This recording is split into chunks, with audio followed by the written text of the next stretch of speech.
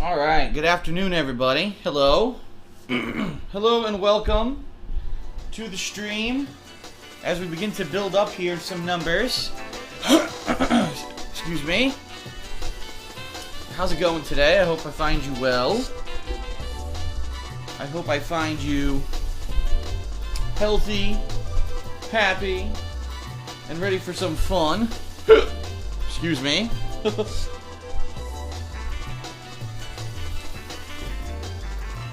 Ooh. So, hold on, rearranging stuff for a second here. So, hello and welcome to the stream. Today, we are resuming our weekly escapade of endeavoring to become a little bit better and getting up to speed with fighting games with Ultra Street Fighter 4. As you guys know, I used to be a former, tournament level competitor. Used to be very good at games like Super Street Fighter 2 Turbo, Marvel vs. Capcom 1 and 2.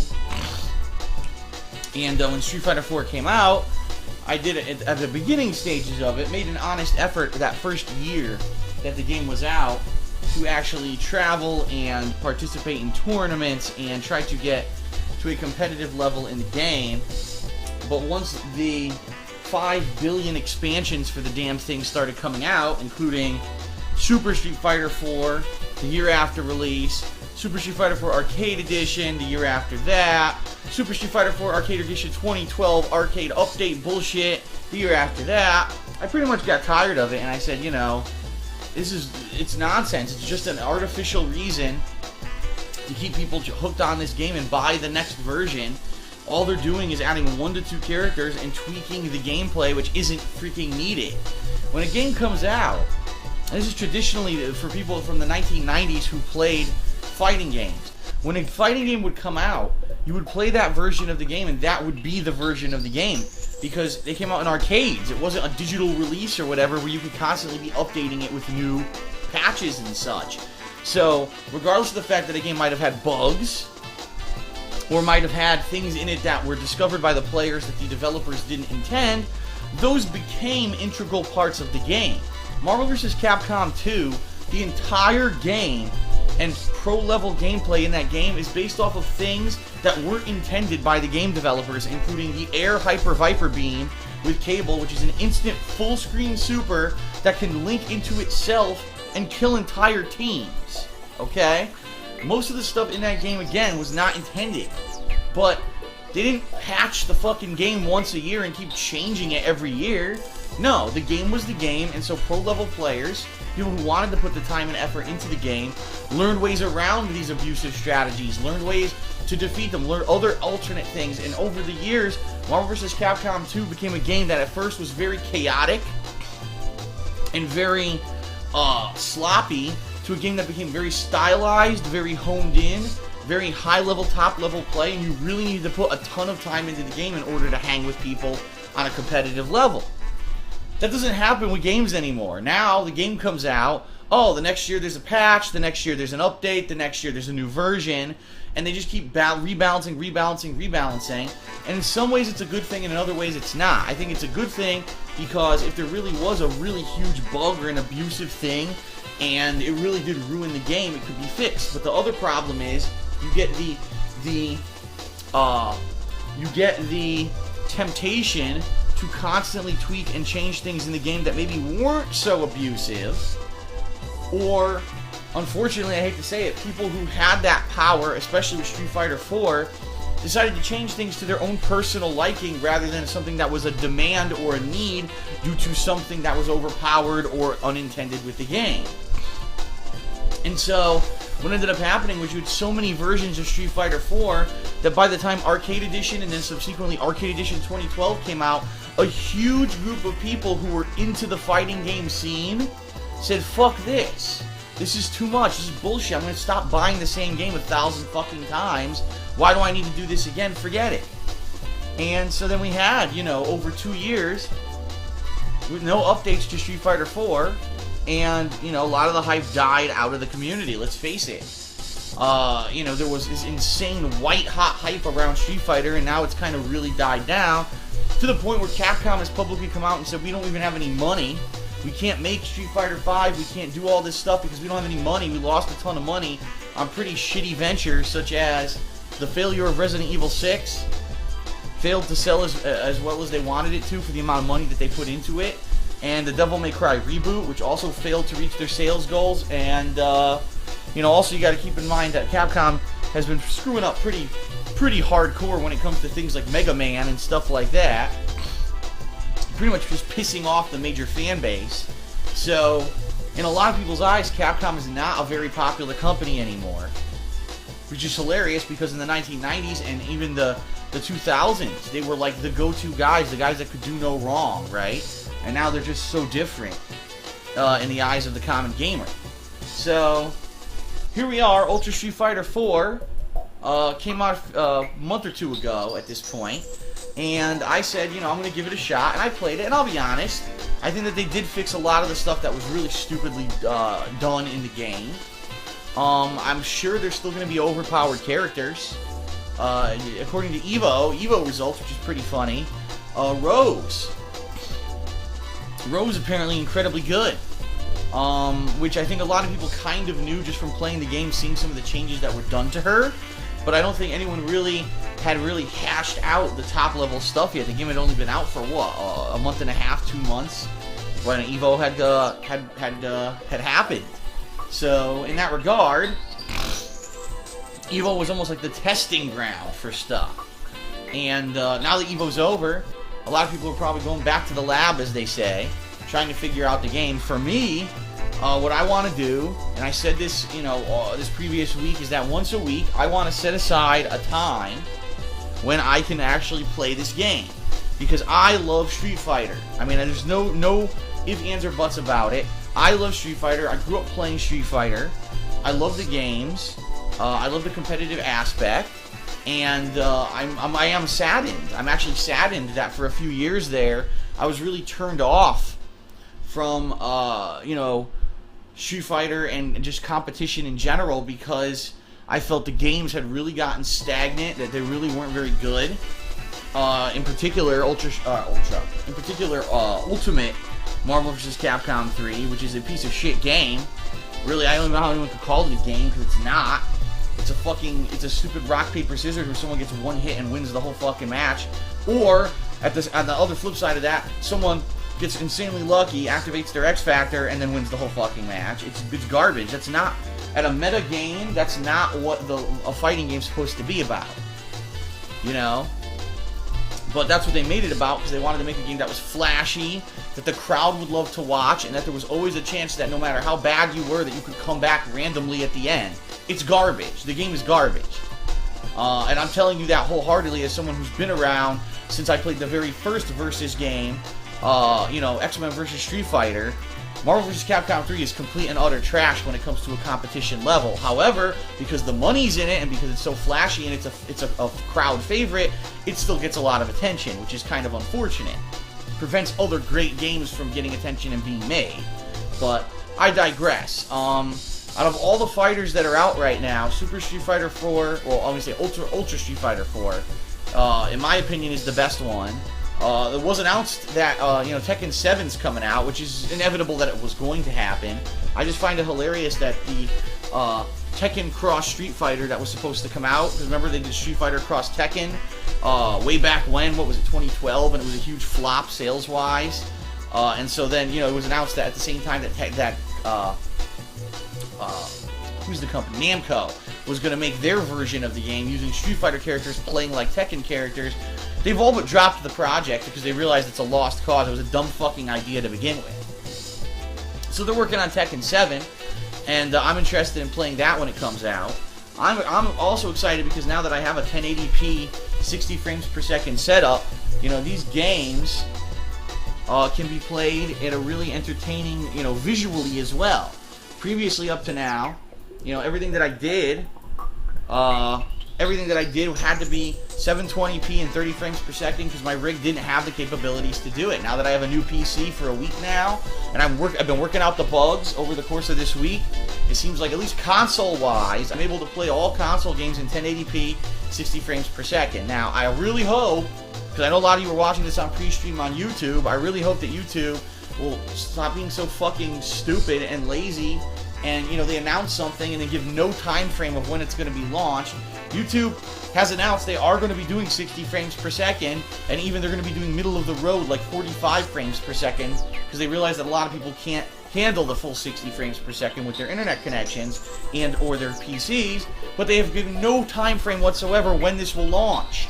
So what's the point of announcing something if you're never going to do it, or if you don't even know when? Here, I'm going to make an announcement, ladies and gentlemen. I'm going to make a new video series. It's coming soon. It's coming. I'm going to say soon. It's coming. There. What was the point of that? All it does is get your hopes up for something, and you know, and then you get disappointed when you find out it's not ready to go, and you get ready for it, and it doesn't happen. So, you know, I'm very excited for it. I hope that it shows up, but, you know, it is what it is. It is what it is.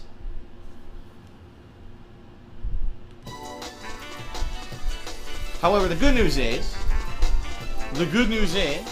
that when I actually do, or when YouTube actually does decide to go 60 frames per second, I'll already have been recording in it, and I won't have to make any adjustments. Now, some people have been saying to me, in fact, I can't believe this is an amazing coincidence, because I was just about to bring this up and someone already said it in the chat. They said, what is the point of capturing and streaming a game like Ultra Street Fighter 4 in 1080p when natively the game runs at 720p? Well, that's a good point, first of all. That is a good point, but it's very simple. YouTube destroys, neuters, and just fucking rapes videos. You know? And I hate to say that, being that I like living off of YouTube, and, you know, ever since 2008, I've been an avid YouTube user, and I probably uploaded more videos than any one individual on YouTube. But they rape videos. They literally destroy the quality of any video that you upload to the website once you upload it, because they run it through their own set of encoders, or whatever the hell you want to call them, and they completely degrade the quality of your video. So even though, yes, you're absolutely correct, if you're playing Ultra Street Fighter 4 and full quality 720p and full quality 1080p, you won't see a difference because the game runs natively at 720p. When you upload the videos to YouTube, there is a big difference. In fact, if you take a look, a few people have actually tweeted, I asked this past week on Twitter, I said, have you noticed any definitive difference between 1080p and the old 720p that I used to do? And people said, yeah, look at this side-by-side comparison, and they would show Ryu, and they show in the 720p pic, which was my old quality, the letters, the Japanese kanji on his belt, on his gi, were all pixelated and blurry, and then in the new 1080p quality, it's all completely visible. And they're like, it's a little nuance, you know, to the naked eye, maybe you might not notice it, but they're all little nuances like that are much better in 1080p versus 720 on YouTube. So even though, again, the game is only a 720p game, YouTube degrades the quality of the videos you upload so much that 720p looks like shit, and 1080p looks a little bit better than shit. So there you go. Alright. So anyway, to give you guys an idea of what's going to be happening today here on this stream, I'm going to be playing for about probably 3.5 to 4 hours. We're going to be going till around 7 p.m. Eastern Time, 4 p.m. Pacific Time, at which time I'm going to be taking a break to go get dinner. And then I'm going to be coming back on my second stream tonight, which will be anywhere between 8:30 to 9 p.m. Eastern Time, which of course is 5:30 to 6 p.m. Pacific Time, for the weekend preview, where I'm going to explain to you all the stuff coming up this week. There's a ton of new stuff this week, finally. After a few dead weeks, we've got new content that I think you guys are going to love to see. And it's also going to be the very first video that I'm going to do, and or stream, because it is a stream as well, with my almost final setup here in my new office in Washington. And the reason I say that is today, this morning, early this morning, it was like 7 a.m., my love seat arrived. It was delivered, and my love seat is what I'm going to be sitting on from now on when I do my gameplay. As long as it's console. If it's PC, I have to sit at the PC on my computer chair, but for console games, this is how I'm going to be seated when I'm playing. And it's a very nice love seat, and I think it's a lot more photogenic, let's put it that way, more so than the old sectional that I was using for 2 weeks as I was waiting for this to arrive. So you're going to see that in the weekend preview tonight. And then after the weekend preview tonight, it's going to be Resident Evil 2, Claire's campaign, because we completed Leon's yesterday, and that'll be going for a little while. And then of course that's going to continue all day tomorrow until I pretty much beat the game. So that's the rough idea for the next 2 days, everybody. And I hope that you'll join me here on stream for that, okay? Thanks a lot for being here now. I appreciate it. See some idiot trolls in the chat, unfortunately, who I'm taking care of. I would ask this, everybody. First of all, if you are a mod on my stream, I know a few of you are newer mods who I modded just about a week ago, and you've been on a trial run, and I'll say, so far so good. I've gotten no major complaints whatsoever about any of the new moderators. So you guys are doing a decent, or at least a decent job, because I haven't gotten any complaints. What I'll say is we'll leave you guys on as mods, and we'll see how it goes. But I will ask you this, please keep your eyes on the chat, because even traditionally during Street Fighter streams, you get people who come in here and try to do just stupid shit, derailing the chat, you know, things that have nothing to do with anything. And, you know, we need to get this under control. We need it so that people can come in here and talk and chat and enjoy a stream of Street Fighter and not be bombarded by assholes. So I would ask that any moderators who are on the stream right now to please, you know, keep an eye on the stream chat and make sure that everyone's abiding by the rules. If you are here on the stream and you haven't been to one of my streams before, which is probably a very rare situation, but it's always possible, the rules are publicly listed directly below my stream if you're watching this on Twitch TV. If you're watching this in the plugin on my website, thekingofhate.com, they're actually listed to the upper right-hand corner of the stream. And I do ask that you do read them because, number one, they are enforced automatically by a bot. We do have a moderation bot in the stream that automatically enforces many of those rules, and more frequently the people who get you know, kicked from the chat don't realize what they even did wrong because they never bothered to read the rules. So please do, okay? And number two, because we do have human moderators who are here to back up the moderation bot for things that it wouldn't pick up. So if someone comes in here saying racist slurs like crazy, or, you know, someone comes in here and they're saying sexist stuff, someone's bullying someone else, people are attacking each other, stuff that doesn't belong in a stream chat for a game. I mean, for God's sakes, why people need to feel the need to do this kind of stuff on the internet, who knows? But, you know, it will be actively moderated, so it's in your best interest to read and understand the rules before we get started, okay? And the last thing that I'll say, and then we will get started with gameplay, okay, is that, you know, I am very appreciative of those of you who are paid subscribers here on Twitch TV. I haven't mentioned this in a while, so I figure I'll bring it up again. I am in the paid subscriber program. Unlike a lot of other streamers, I don't take out time and completely derail the content of my stream for people who become new paid subscribers.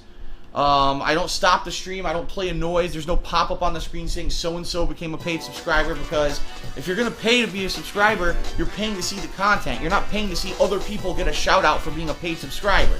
It's bullshit and it's attention grabbing, and it's only for the purposes of making money. It adds nothing to the content of the stream to do that stuff. But people do it just to make money. Well, that's not what I'm here for. I'm here to actually enjoy the games I play and to put out quality content, not to be here to be a fucking cash register. So I don't do that stuff, okay? But I still want you to understand that source of income is significant, and it is definitely something that helps me, especially this month in particular. You know, I've been doing very, very downtime stuff. There hasn't been any new stuff coming out, really, and besides maybe The Wolf Among Us, that people really were very interested in. I haven't been running a lot of commercials, because a lot of the times I just want to, you know, get as far in a game as I can, and I'm not really worried about running ads to make money or anything like that. So the paid subscribers are definitely a huge boon. And at one point, we actually had almost 250, which would have gotten me into the bracket where we can get you guys new custom chat emotes that you could use in the stream chat.